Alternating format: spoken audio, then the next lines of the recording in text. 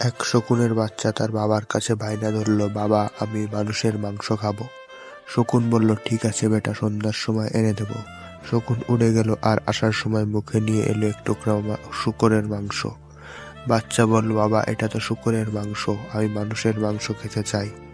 বাপ বলল, অপেক্ষা কর বেটা। শকুনটা উড়ে গেল আর আসার সময় একটি মরা গরুর মাংস নিয়ে এলো।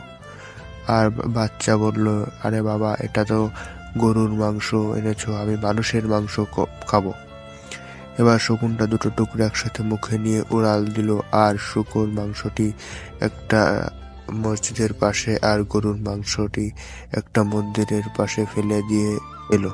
কিছুক্ষণের মধ্যেই সেখানে শুরু হলো দাঙ্গা। কয়েকশো মানুষের লাশ পড়ে গেল। তখন গাছের ডাল থেকে নেমে বাপ বেটা মিলে খুব তৃপ্তিতে মানুষের মাংস খেলো।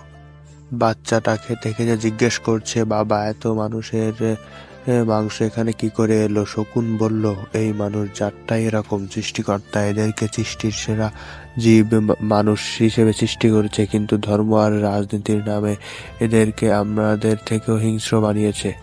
বাচ্চা বলল, তুমি ধর্মকে ব্যবহার করলে কেন?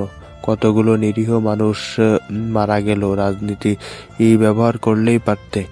বাবা হেসে উত্তর দিল, তাতেও নিরীহ লোকগুলোই মারা পড়তো। ধর্মটা আবেগের জায়গা, তাই ফলাফলটা তাৎক্ষণিক। তুমি আজই খেতে চেয়েছিলে। রাজনীতিটা কুটিল এবং জটিল। এটি শুরু হতে হতে সময় নেই, কিন্তু শুরু হলে আর থামে না। বাচ্চা বলল, তোমার অনেক বুদ্ধি।